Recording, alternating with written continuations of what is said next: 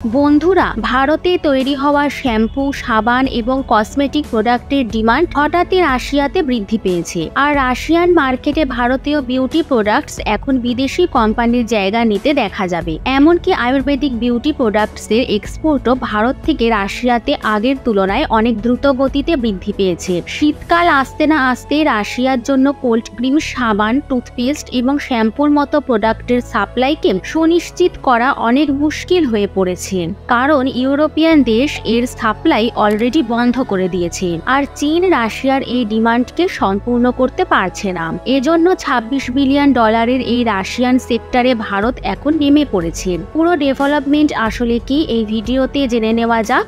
ভারত যেভাবে বিদেশেতে নিজেদের কোম্পানিকে বৃদ্ধি করাতে সফলতা অর্জন করেছে, তার জন্য ভিডিওটিকে একটি লাইক অবশ্যই করবেন। আর এর সাথে এরকম আরো নলেজেবল ভিডিও পাওয়ার জন্য চ্যানেলটিকে সাবস্ক্রাইব অবশ্যই করবেন। আপনাদের বলে রাখি, ভারতীয় বিউটি প্রোডাক্টসের বড় কাস্টমারের মধ্যে ইউএস, ইউএই এবং চীনের নাম সবার প্রথমে রয়েছে। তারপরে নেপাল, বাংলাদেশ ভারতীয় বিউটি প্রোডাক্টসের যথেষ্ট বড় ইম্পোর্টার। কিন্তু একটি রিপোর্ট অনুযায়ী এই সেক্টরে ভারত থেকে রাশিয়াতে এক্সপোর্ট 17% বৃদ্ধি পেয়েছে। এই রিপোর্ট অনুযায়ী ফাইন্যান্সিয়াল ইয়ার 2022 থেকে 23-এর মধ্যে ভারতে $17.5 মিলিয়ন বিউটি প্রোডাক্টস রাশিয়াতে এক্সপোর্ট করা হয়েছে।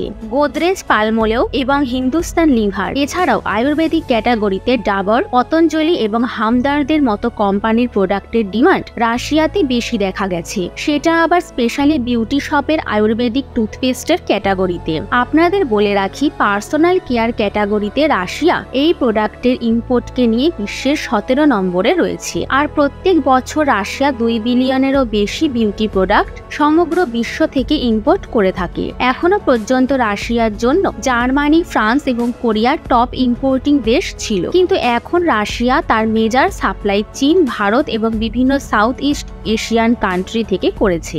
এছাড়াও ভারতীয় ধূপকাঠির ডিমান্ডও রাশিয়াতে বেশি দেখতে পাওয়া গেছে। যদিও রাশিয়ান মার্কেটে এক্সপোর্ট করার আলাদাই চ্যালেঞ্জ রয়েছে। একদিকে রাশিয়ার কসমেটিক মার্কেটের 70% অংশ ফরেন ব্র্যান্ড ডমিনেট করে থাকে, কিন্তু রাশিয়া এরকম ছোট কনজিউমার গুডসের ওপর ভারী ইম্পোর্ট ডিউটি লাগিয়ে থাকে, যার জন্য চীনের প্রোডাক্টসের তুলনায় ভারতীয় প্রোডাক্টস ইনকম্পোনেন্ট হয়ে যায়। এছাড়াও ল্যাঙ্গুয়েজ ব্যারিয়ারের সমস্যাও ভারতীয় ম্যানুফ্যাকচারার্সদের রয়েছে। এমনটা এই জন্য কারণ রাশিয়াতে রাশিয়ান ল্যাঙ্গুয়েজ বেশি বলা হয়ে থাকে, কিন্তু ভারতীয় প্রোডাক্টে ইংলিশ ও হিন্দি লেখা থাকে। এই অবস্থায় একটি আলাদা প্যাকেজিং এর সাথে রাশিয়াকে প্রোডাক্টের এক্সপোর্ট করা কোম্পানির জন্য যথেষ্ট চ্যালেঞ্জিং হয়ে যায়। কিন্তু এত বড় মার্কেটের অ্যাক্সেস নেওয়ার জন্য ভারতীয় কোম্পানি কোমর বেঁধে নেমে পড়েছে। আসলে ইউরোপীয় কোম্পানির ছেড়ে যাওয়া মার্কেটকে সম্পূর্ণ করার জন্য ভারতীয় কোম্পানি রাশিয়ান কোম্পানির সাথে মার্কেটে নেমে পড়েছে। বন্ধুরা, ভারত থেকে সাবান, শ্যাম্পু,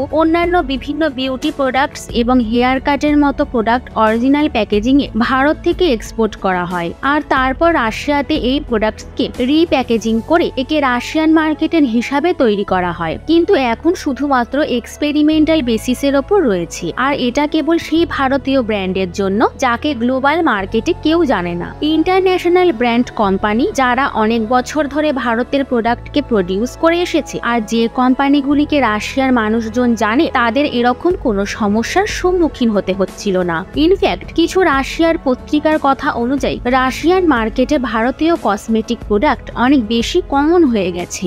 আর অনেক রাশিয়ান ইনফ্লুয়েন্স এখন ভারতের প্রোডাক্টকে প্রমোট করেছে। আসলে করোনার পরে ভারত ছাড়া বিশ্বের কয়েকটি দেশের নাগরিক আয়ুর্বেদিক প্রোডাক্টের দিকে ঘুরে গেছে। আর এই কারণের জন্যই ভারতীয় আয়ুর্বেদিক প্রোডাক্টের ডিমান্ড বিশ্বের বিভিন্ন অংশে অনেক বৃদ্ধি পেয়ে গেছে, যার মধ্যে রাশিয়াও যুক্ত রয়েছে। এছাড়াও আমেরিকা এবং বিশ্বের সবচেয়ে বড় রিটেল ওয়ালমার্ট চীনের জিনিসপত্রকে নিজেদের স্টোর থেকে বাইরে বের করে দিয়েছে। আর ইউএস এর বড় স্টোরে এখন মেড ইন ইন্ডিয়া অর্থাৎ ভারত থেকে এক্সপোর্ট হওয়া প্রোডাক্ট ইউএস স্টোরে জায়গা দখল করে নিয়েছে। প্রথমে 2020 সালের আর্টিকেল দেখে নিন, যেখানে ওয়ালমার্ট ভারত থেকে প্রত্যেক বছর $10 বিলিয়ন আইটেম ক্রয় করার ঘোষণা করেছিল। সেই সময় আমাদের মনে হয়েছিল এই কথা এমনি হাওয়াতেই বলা হয়েছে, কিন্তু এইবার ওয়ালমার্ট এমন কিছু করে দেখিয়েছে যা থেকে মেড ইন ইন্ডিয়ার নাম উজ্জ্বল হয়ে গেছে। পরবর্তীকালে আপনি যদি কখনো ইউএস যান আর আপনি যদি সেখানে ভারতের তৈরি হওয়া সাইকেল দেখতে পান, তাহলে একদমই আশ্চর্য হবেন না, কারণ ওয়ালমার্ট তাদের ইউএস স্টোরে ভারতের তৈরি সাইকেলকে বিক্রি করা শুরু করেছে। পুরো বিশ্বতে সাইকেল প্রোডাকশনের বিষয়ে ভারত দ্বিতীয় স্থানে রয়েছে। আর এখনো পর্যন্ত ওয়ালমার্ট ইউএস মার্কেটের জন্য চীনের থেকে সাইকেলের সাপ্লাই করত, কিন্তু চীনের ওপর বিভিন্ন নিষেধাজ্ঞা জারি থাকার কারণে এখন ওয়ালমার্ট সাইকেলের সাপ্লাই ভারত থেকে করেছে।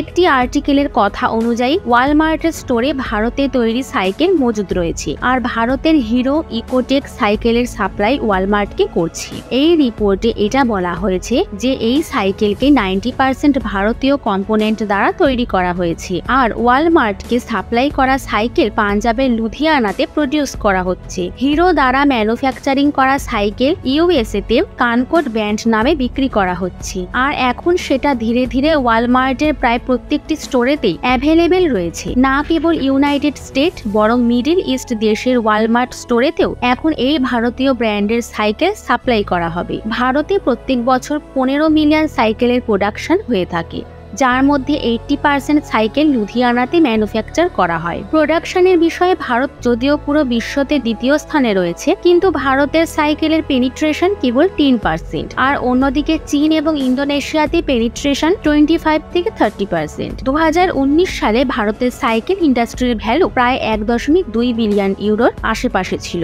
কিন্তু 2030 সালের মধ্যে এটাকে বাড়িয়ে প্রায় 4.8 বিলিয়ন ইউরো পর্যন্ত পৌঁছে যাওয়ার অনুমান করা হয়েছে। গুরুত্বপূর্ণ কথা হলো 2020 সালে মহামারীর পরে ভারত সাইকেল বিক্রিতে অনেক সফলতা অর্জন করেছে। এর সাথে সাইকেলের ইম্পোর্ট কোম্পানির শেয়ারও অনেক বৃদ্ধি পেয়েছে। লুধিয়ানা সাইকেল ম্যানুফ্যাকচারারের কথা হলো ভারতের স্পেয়ার পার্ট এবং কম্পোনেন্ট দ্বারা তৈরি হওয়া সাইকেল অনেক বেশি দামি হয়ে থাকে। এই জন্য মার্কেটে স্থির থাকার জন্য ম্যানুফ্যাকচারার্সরা চীনের কম্পোনেন্টের ব্যবহার নিজেদের সাইকেলে করা শুরু করে দিয়েছে। এছাড়াও ইলেকট্রিক সাইকেলের ক্ষেত্রে কিছু ডেভেলপমেন্ট লক্ষ্য করা গেছে।